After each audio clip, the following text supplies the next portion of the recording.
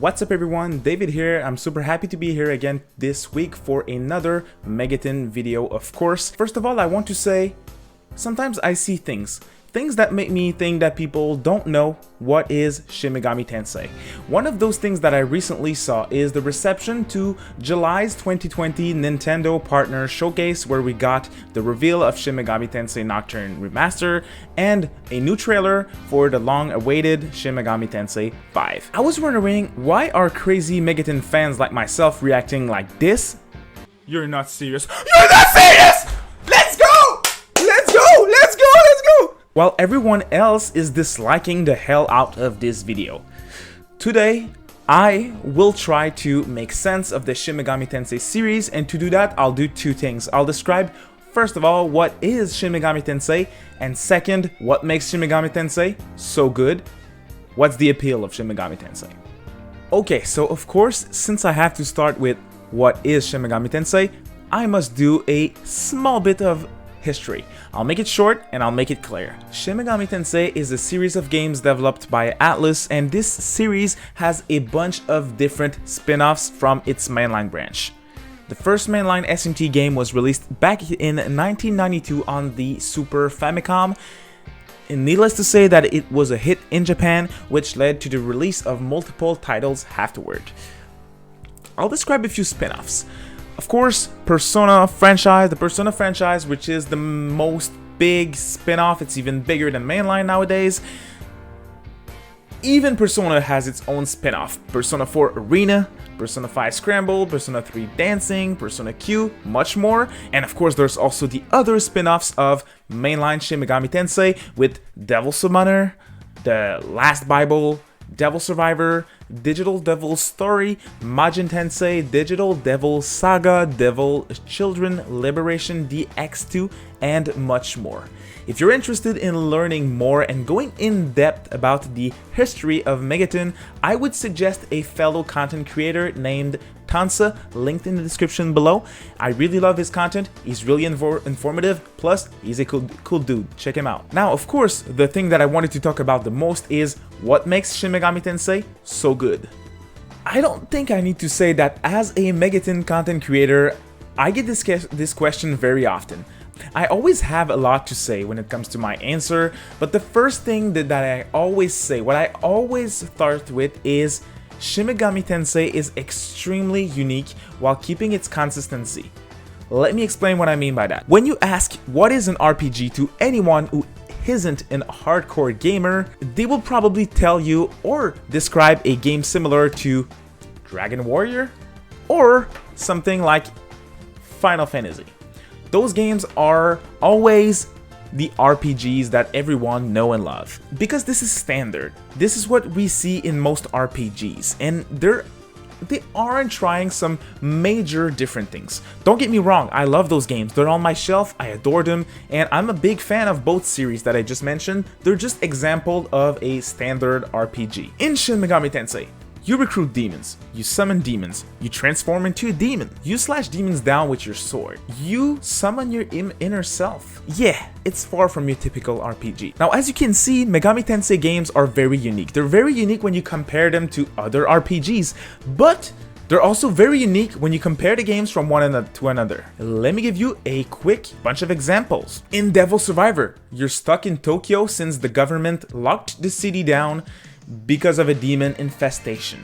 It's up to you to understand where the demons are coming from and save the world. In Digital Devil Saga, you're the leader of Embryon. Everyone in your tribe has the ability to transform into a demon because of a mysterious phenomenon. In Persona 5, you enter the palace of corrupted adults and steal their hearts to make them confess their sins and become a better person. In Devil Summoner Soul Hackers, you are a group of hackers who must deal with a society who is stealing the souls of everybody around town. I could keep going for a long time, just quickly describing the plots of all the games and how different they are from one another. It's crazy that when I play a Megaten title, I could spend over 50 hours completing the game and just jump right into another Megaten game because of how different they are from one another. The good thing is, they really are very unique, but they're also consistent from one to another, unlike other series where all the games are extremely similar. Of course, there is some common elements in this series that you'll find in most games. Demon negotiation is one of them. You'll find this gameplay element in mainline, but you'll also find this feature in games like Persona games, for example. The combat system is similar in certain games, but it's different in other games, but I'll come back to all of that later in this video. Now, I definitely want to talk a bit more at first about the demons of Shin Megami Tensei because they're definitely one big feature of this game series. The demon designs and names are often a reference to different mythologies from around the world. The developers like to showcase certain things from history and or real-life culture, which is always really fun to see how they decide to make and add these elements in a video game. In Shin Megami Tensei 4, you'll fight alongside Lucifer, or you'll fight with Lucifer. No, not this one. This one. In other games such as Devil Survivor, you'll encounter angels from the Christian angelic hierarchy. In a few Megami Tensei games, you'll find some demons from the Greek mythology like Thanatos, the god of death, or Cerberus, the guardian of the gates of the Greek underworld. And of course, a lot more. With all of that in mind, you can see that they're trying to replicate real-life aspects or aspects from mythology, and I think it's a major appeal when playing those games. It happened to me multiple times where after a gaming session, I had to go on the Megami Tensei Wiki to learn more about those demons and where they're coming from. It's always extremely interesting and addictive. Be aware of that. Now, speaking of demons, another great thing about Megaten is the variety of demons and demon interactions. There's over 400 demons in Megaten, all very different from one to another, and as mentioned previously, all from different mythologies and history tidbits. When I say demon interactions, when you negotiate with demons, you speak with them and get to learn more about the demon in particular and about their personality, which of course is very interesting and also very funny at certain times. Oh, and one last thing about the demons. Demon fusion is freaking great. In those games, you can fuse demons together. Even after all these years and hours of playing Shin Megami Tensei games, it's never... I can't have enough of this feature. It's still exciting to perform fusion between your demons to see what the results will be like. Regular two demons fusion are a thing, but there's a lot of different types of fusion that you can perform, like 3 demon fusions, special fusions, sacrificial fusions, stuff like that. Depending on the game that you're playing, there's a bunch of other fusion types. It's an amazing concept, honestly. Another thing that makes Shin Megami Tensei so great is the setting in those games. First of all, they're very different from one another, again, and that's also in the setting. In all the SMT games, I feel like they nailed the atmosphere and the setting that they wanted to put the player into. And there's a bunch of different reasons for that, but the one reason that I want to talk about and that I want to tackle today is the music. Composed by none other than Shoji Meguro or Ryota Kozuka or a bunch of amazing artists, the soundtracks for this game are honestly on a whole other level. To be honest, I can't do justice to them. Let's take a small moment of your time to appreciate a few highlights before getting back to me.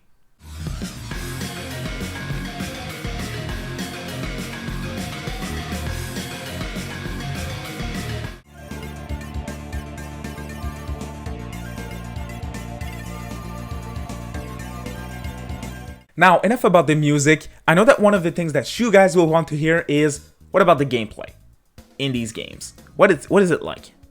And boy, do I have a lot to say about this one, so I'll try to. I summarized my information that I want to give you guys, and let's keep going. You know how I said that all those games are very unique from one another? Here's a quick summary of the different battle systems in the different Shin Megami Tensei titles. Shin Megami Tensei 1, the original, has a regular turn-based combat system. Shin Megami Tensei 3 and 4 have the excellent press-turn battle system, where it's an upgraded and more diverse combat system from the original game. It makes it faster and more strategic. Really addictive. In Shin Megami Tensei Devil Survivor 1 and 2, there's a grid-based combat system with the elements of press-turn combat integrated into it. A personal favorite of mine. In Devil Summoner Soul Hackers, There's the regular turn-based combat system, but with the integration of demon personality. A system where you have to consider the personality threat of your demon before you ask them to do a certain move. To describe what it is like in a few seconds, it's basically a demon with the personality threat kind wants to heal the party and do defensive moves. He doesn't want to be a brute and destroy the enemy team. So for this type of demon, you want to ask him to heal your party if you want him to listen to you. Because if you tell him to do things that he doesn't want to do, he is going to not cooperate and to refuse to do the move that you ask him to do, or simply leave your party. A good but unforgiving mechanic in Soul Hackers. In the Devil Summoner Raido Kazunoha games, there's an action combat system, believe it or not, which is very different from everything else that I just described. This combat system, to be honest, divided the community at first. Some players really liked it, while others hated it. You fight with melee or ranging abilities, but you're also able to summon demons to help fight alongside you in battle. I could keep going for a while with every single Megaten title, but of course I summarized everything, so it's short bit of information, but this is just to show how various the gameplay and the combat systems are from a game to another. But I think you understand the general idea about the combat systems in those games.